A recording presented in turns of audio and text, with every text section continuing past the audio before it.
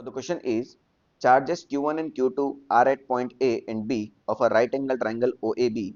The resultant electric field at point O is perpendicular to the hypotenuse. Then Q1 divided by Q2 is proportional to. तो ये आपको चार option दे रखे हैं. आपको Q1 डिवाइड बाई Q2 का ratio बताना है और कंपेयर करना है. सही. तो सिंपल सी बात है बेटा. इसमें जो क्वेश्चन में दिया गया है पहले तो वो आप देख लीजिए. तो जो रिजल्टेंट इलेक्ट्रिक फील्ड है वो इस हाइपोटेनस के परपेंडिकुलर है. तो पहले हाइपोटेनस कौन सा होगा. जब डायग्राम आपको क्वेश्चन में दिया है तो हाइपोटेनस होता है लॉन्गेस्ट आर्म. और साफ साफ दिखाई दे रहा है बेटा ट्राइंगल में लॉन्गेस्ट आर्म यही है, यानी यही आपका हाइपोटेनस होगा. डन. अब Q1 पॉजिटिव चार्ज है तो पॉजिटिव चार्ज से इस O पॉइंट पर इलेक्ट्रिक फील्ड इधर की तरफ आएगा. तो Q1 है तो इसको E1 मान लेते हैं. Q2 की जैसे इलेक्ट्रिक फील्ड आपका E2 इधर की तरफ आएगा. डन. इन दोनों का रिजल्टेंट इन दोनों के कहीं बीच में से निकलेगा. एग्जैक्ट बीच में से निकलेगा वो हम नहीं कह रहे हैं, है ना. अगर दोनों बराबर होंगे तो एग्जैक्ट बीच में से निकलेगा. बाकी जो बड़ा होगा उसकी तरफ रिजल्टेंट झुक जाता है. तो ये रिजल्टेंट मान के चलते हैं इन दोनों के बीच में से कहीं यहाँ पर है. तो ये जो रिजल्टेंट इलेक्ट्रिक फील्ड है ना वो इस हाइपोटेनस के परपेंडिकुलर है, ये इसने क्वेश्चन में बोला है. यानी ये वाला एंगल जो है 90 डिग्री हो रहा है, ये क्वेश्चन में इसने बोला है. अब आपसे Q1 डिवाइड बाई Q2 पूछा. अब इसमें शुरुआत कहाँ से करेंगे ये बात थोड़ी सी समझ में नहीं आती. भाई शुरुआत कहाँ से करें भाई, ये तो सब कुछ दे दिया, बाकी क्या करना है आगे. तो समझो बात को. ऑप्शन देख लो एक तो, या तो ये भी कर सकते हो आप. ऑप्शन देखोगे तो x1 डिवाइड बाई x2 का cube, x2 divide by x1, x1 divide by x2, x2 divide by x1 का होल स्क्वायर. मतलब दो आर्म्स का क्या है, डिवीजन है. दो आर्म्स का डिवीजन है. अब ये x1 है और ये x2 है ना, और ये हाइपोटेनस है. तो अगर मैं किस इन दोनों में से इसको या फिर इसको, ये तो एंगल पूरा 90 डिग्री हो ही सही होगा इसे. अगर मैं इसको थीटा एंगल मान लूं, है ना, तो ये वाला हो जाएगा थीटा और 90, तो ये हो जाएगा बेस और ये हो जाएगा परपेंडिकुलर, है ना. तो इस ट्राइंगल से अगर मैं देखूं ध्यान से तो tan थीटा जो मेरा होने वाला है वो हो जाएगा परपेंडिकुलर डिवाइड बाई बेस, यानी x1 डिवाइड बाई x2. इसमें कोई डाउट नहीं किसी को. ठीक. इसी थीटा एंगल का अगर मैं कहीं और यूज कर सकूं तो फिर मेरा काम बन जाएगा, है ना. तो ये यही तो करके दिखाया ना हमने. अगर ये थीटा एंगल है, ये 90 डिग्री है. अच्छा ये पूरा भी 90 है और ये थीटा है, ध्यान से देखना.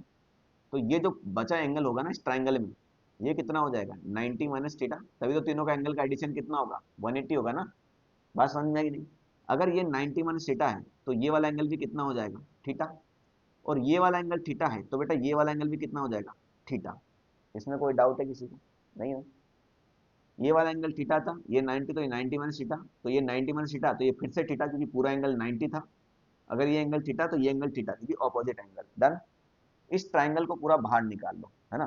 तो ध्यान से देखो भाई कि ये जो आपका है ये E2 है, E2 वेक्टर है. ये आपका E1 वेक्टर है और ये आपका रिजल्टेंट वेक्टर है. ये आपका रिजल्टेंट वेक्टर है ना. रिजल्टेंट वेक्टर मतलब इसको हम थोड़ा सा यहाँ लिख देते हैं, ये रिजल्टेंट वेक्टर. ये एंगल थीटा है. वेक्टर क्वांटिटी को हम शिफ्ट कर सकते हैं कहीं भी, पूरे बोर्ड पर कहीं भी शिफ्ट कर देते हैं, बस उसका डायरेक्शन चेंज नहीं करना. ठीक. तो ये E2 वेक्टर को मैं एज इट इज यहाँ पर शिफ्ट कर दूं. E2 वेक्टर को मैं एज इट इज यहाँ पर शिफ्ट कर दूं. तो वापस बेटा अगर मैं ट्राइंगल देखूं तो ये थीटा एंगल है, थीटा है, ये 90 है. तो थीटा और 90 ये हो जाएगा आपका बेस और थीटा के सामने हो जाएगा परपेंडिकुलर. तो फिर से मैं अगर थीटा टेन थीटा लिखूं तो E2 डिवाइड बाई E1 लिख सकता हूं, है ना. बस आइडिया मिल तो गया अपन को फिर हम. So ten tie will be equal to E2 divide by E1 also. इसमें कोई डाउट नहीं किसी को. अब किसी पॉइंट चार्ज की वजह से आर डिस्टेंस दूर इलेक्ट्रिक फील्ड कितना होता है K Q divide by R square, यही होता है ना. तो इस Q1 चार्ज की वजह से x1 डिस्टेंस दूर इलेक्ट्रिक फील्ड कितना होगा E1 के क्यू1 डिवाइड बाई x1 स्क्वायर, है ना. तो E1 कितना हुआ के Q one divide by x1 square. तो उसको यहाँ लिख दो, ये हो जाएगा हमारा के Q one divide by x1 square. तो Q2 की वजह से x2 डिस्टेंस दूर इलेक्ट्रिक फील्ड कितना होगा same K Q two divide by x2 square. Done है ना. तो भैया इधर टेन थीटा की वैल्यू ये है, इधर टेन थीटा की वैल्यू ये है. जब लेफ्ट हैंड साइड सेम हो तो राइट हैंड साइड भी सेम होंगे ही होंगे. तो ये x1 डिवाइड बाई x2 आपका, इसको भैया सॉल्व करो तो ये होगा K Q two divide by x2 square into ये पलट जाएगा बेटा x1 square divide by K Q one. के से के खत्म हुआ, एक x2 से एक x2 खत्म होगा, एक x1 से एक x1 खत्म होगा. मुझे Q1 डिवाइड बाई Q2 चाहिए. तो बेटा इस Q1 को इधर मल्टीप्लाई करो, ये आ जाएगा Q1.